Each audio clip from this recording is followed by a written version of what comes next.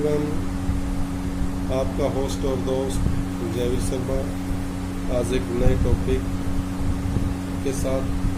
और आज का जो टॉपिक है वर्ड होम।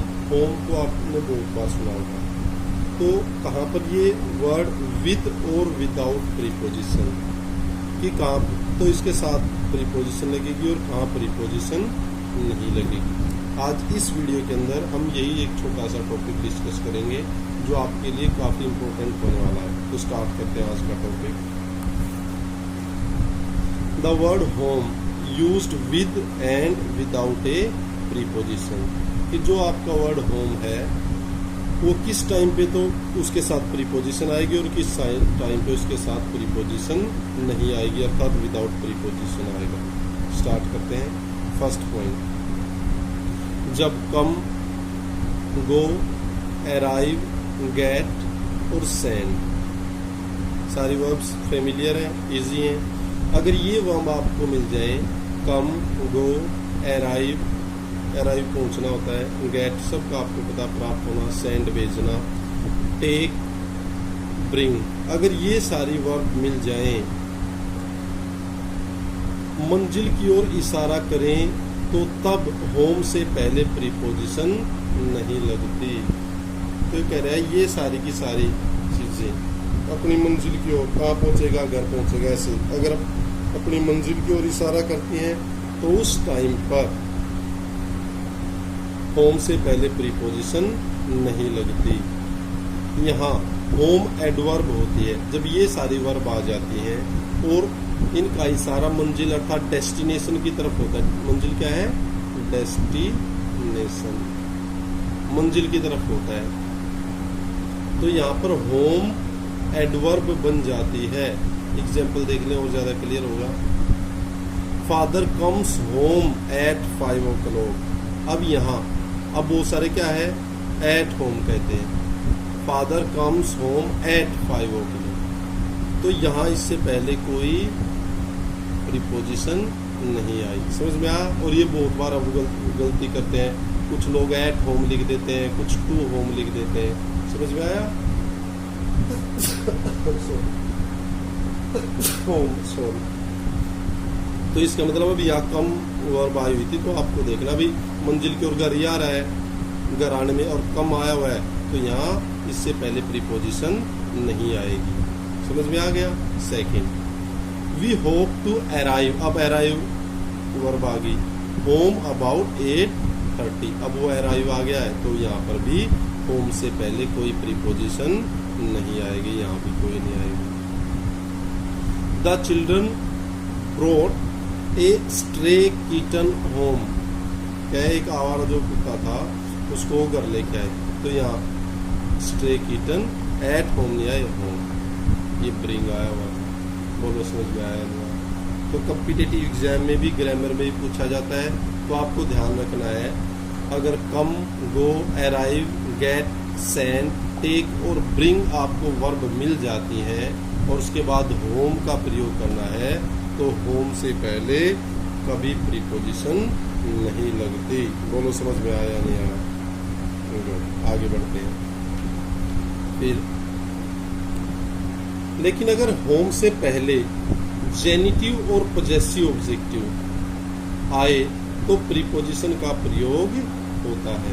लेकिन ये कह रहा है अगर होम जो वर्ड है उससे पहले जेनिटिव या पॉजेसिव एडजेक्टिव, पॉजेसिव बताया था अधिकार संबंध दर्शाने वाला, जेनिटिव वही है, और ऑब्जेक्ट कह रहा है एडजेक्टिव आ जाए, एडजेक्टिव इसको एडजेक्टिव आप बोलते हैं, एडजेक्टिव है वो आ जाए, विशेषण आ जाए, संबंधवाचक विशेषण आ जाए, तो क्या होगा? प्रीपोजिशन का प्रयोग होता है। फिर होएगा वर्ब वही है, कम, गो, गेट, सेंड, टेक, ब्रिंग के बाद टू लगता है, फिर इनके बाद क्या लग जाएगा? टू। लेकिन अब रूल चेंज हो गया। अब देखो क्या चेंज हुआ है। I arrange to go to my friends home for tea. I arranged to गो।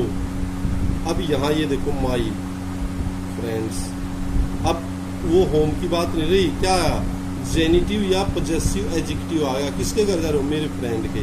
तो उससे पहले क्या आ गया? बोलो भाई समझ में आया नहीं आया? अगर ये आ जाए तो इनसे पहले टू कब लगेगा? जब ये पजेसिव एडजेक्टिव या जेनिटिव एडजेक्टिव की ओर इशारा करें। दूसरा एग्जांपल देखिए, we would get to your home by 6 o'clock। अब तुम्हारे घर, अब ये रिलेशन शो कर रहा है पजेसिव, और उसकी मैंने एक टेबल भी बनाई थी एक्टिव एक्सप्रेसिव इसमें भी, और अब नरेशन करेंगे तो नरेशन में भी वो टेबल बताऊंगा जिसके अंदर ये है पजेसिव या रिलेटिव। तो योर होम है तो यहाँ आ गया टू, समझ में आ गया होगा। If that would be convenient, अगर वो भी सुविधाजनक कन्वीनियंट रहा। फिर नेक्स्ट है वर्ब रीच और लीव के बाद, रीच पहुंचना, लीव छोड़ना जाना के बाद प्रीपोजिशन नहीं लगती। ये अगर आपको लगानी पड़ जाए वर्ब तो उसके बाद प्रीपोजिशन नहीं लगती। क्लियर? गुड। नेक्स्ट देखिए, we hope to reach home by 7:30। अब we hope to reach, reach के बाद होम। क्लियर है भैया? गुड। नेक्स्ट देखिए, what is the best way to reach your home. अब रीच आ गया तो यहाँ एट या टू नहीं आएगा। वी लेफ्ट होम एट, बोलो समझ में आया नहीं? तो ये कुछ वर्ब्स थी, कुछ के साथ टू आता है होम से पहले और कुछ के साथ नहीं आता है। वो रूल आपको बता दिया गया है। इसमें कोई डाउट है तो आप बताएं, आगे बढ़ते हैं। नेक्स्ट पॉइंट, यदि होम से अभिप्राय उस स्थान से, अभी जो आप होम की बात कर रहे हो, घर जो वर्ड यूज किया आपने, से अभिप्राय उस स्थान से, उस प्लेस की ओर इशारा कर रहा है जहाँ एक व्यक्ति रहता है, जहाँ कोई व्यक्ति रहता है या काम करता है, तो होम से पहले एट का प्रयोग होता है। अब एट, होम से पहले टू भी लगता है, एट भी लगता है और कोई प्रीपोजिशन नहीं भी लगती है। अब हमने जहाँ प्रीपोजिशन नहीं लगती है वो देख लिया है, टू कहाँ लगता है वो पता कर लिया है। अब बात करते हैं एट की, और इसने कहा जब होम हमने वर्ड यूज कर दिया और उस होम का मतलब है उस जगह की ओर इशारा करा जहाँ कोई व्यक्ति रहता हो या काम करता हो, तो उससे पहले एट आएगा। For example, mister Smith is not at home. अब हमने कहा भी घर पे है या नहीं, तो क्या कहेंगे? Not at home. If you are not well you should stay at home. भाई अगर आप नॉट वेल, आप ठीक नहीं है तो घर पे रहना चाहिए, इससे पहले एट। कुछ और example, live at, work at और डाइन एट। ये कुछ वर्ब हैं जिनके साथ एट का ही यूज होता है जब आप होम वर्ड यूज करते हैं। लिव एट घर में रहना, वर्क एट घर पे काम करना, और डाइन एट होम। अब जैसे कोरोना चला हुआ है तो क्या कहते हैं? Work at home. Work from home नहीं होता, वर्क एट होम। क्लियर? आशा करता हूँ ये वीडियो आपको अच्छी भी लगी होगी, आपके लिए इम्पोर्टेंट भी होगी, और इससे आपने बहुत कुछ सीखा भी होगा, और ये सब के लिए इक्वली इम्पोर्टेंट है। Thank you, thanks a lot, keep on enjoying, keep on learning. Thank you, thanks a lot.